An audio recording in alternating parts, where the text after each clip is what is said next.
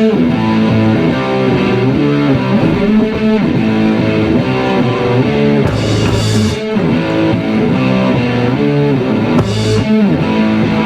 a fish!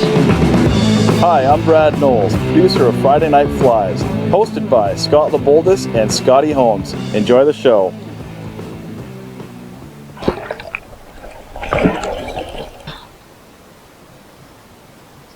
Welcome to another episode of Friday Night Flies. My name is Brad Knowles, your host for tonight. Boy, have we got a good show for you tonight.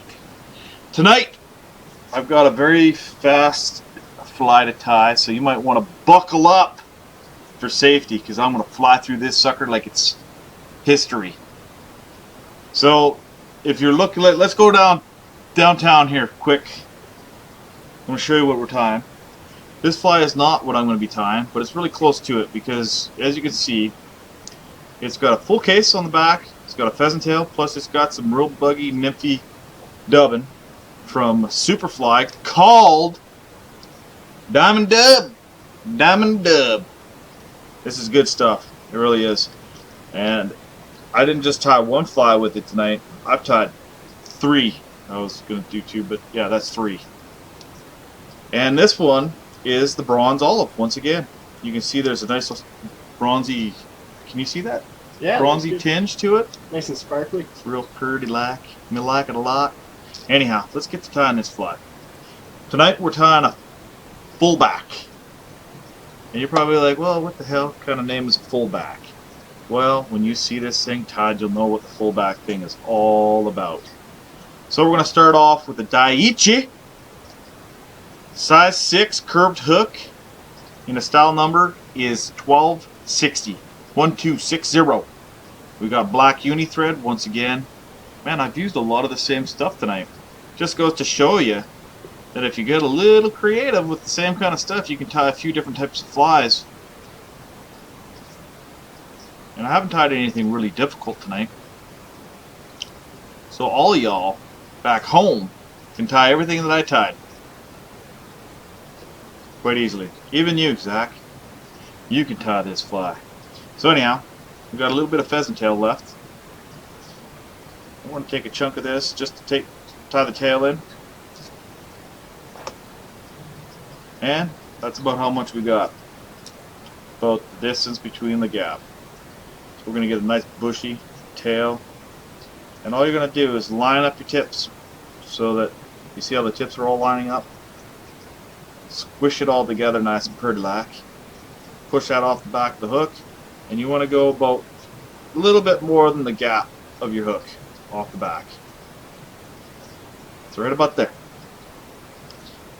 Take that, wrap it in like so. Make sure your tail comes off the back of the hook nice and straight, and not off to one side. And then what we can do, we're gonna tie that guy back. There's no point in cutting this thing off. I keep going over the back of it. Okay, so we got that big chunk of pheasant tail all tied off the back. Now the funny part, and like I said earlier, you're going to want to buckle up, because we're going to fly through this thing like it's free food at McDonald's. The lineup is going to be incredible, so you better get there quick. So, you take that diamond dub, bronze olive, I'm going to work that guy up the shank.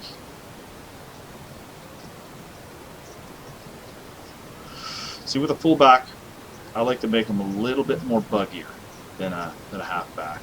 Where some people like to make halfbacks a little bit more buggier than a fullback. That's just my preference. So, chewing through this dubbing.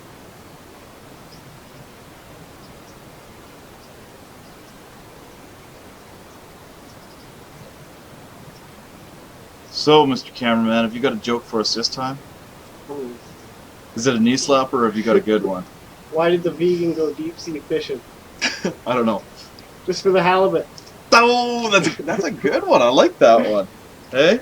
Yeah? I gave him a Like little the fish. prep saying that he was going to have to tell us a joke just to lighten up the party, because this tie is going to be over so quick, you're going to have to watch it twice. And that joke is going to be twice as funny the second time you see it. So, the thing with... Oop, I might get that one a little heavy in the head.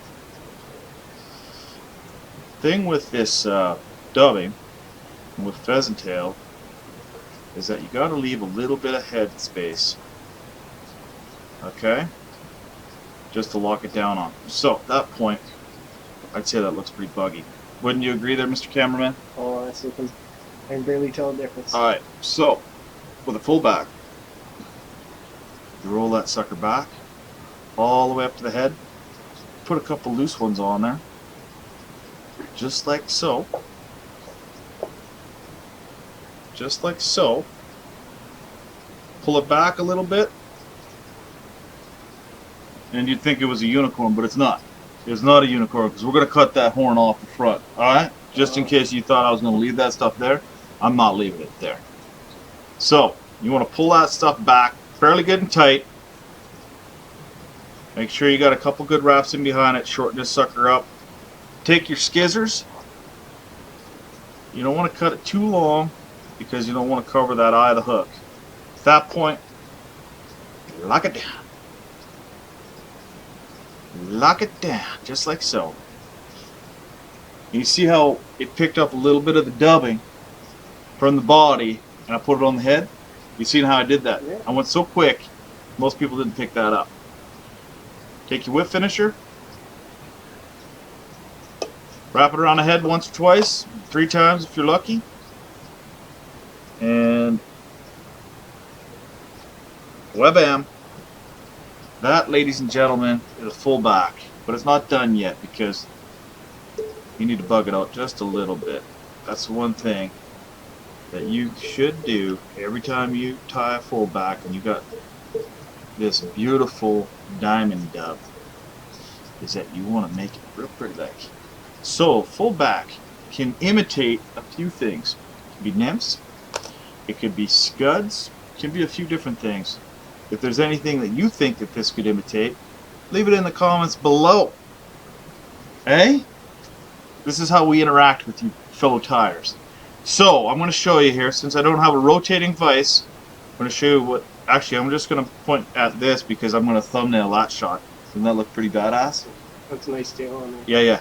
Okay, so, at this point, I'm going to take it out of the vise, and you're going to see why they call it a full back in the first place, because you got a full back on this fly. And then the underside, I'm going to hold it by the tail, which is sacrilege. You can see that nice diamond dub, bronze, olive. This pattern's going to smoke them. And you see, like, without my smart remarks and charm, intellect, and all that, you would have had this tie done in a matter of maybe a minute or 2. It's a pretty simple tie, but very effective. We're going to go up top. So, ladies and gentlemen, you can take your seatbelts off now. The ride is over. It's been a very fast tie. Thank you very much for watching the show tonight. I think I'm done for tonight. That's 3 ties in one night. That's pretty crazy. But anyhow, Mr. Zach Copeland has 1 or 2. He might have a second show for us here on the way, but definitely has one. He's tying a clouser with the Vancouver Canuck color theme in mind. It's going to be very, very good for steelhead and Pacific salmon this summer and winter. Enjoy the rest of the show.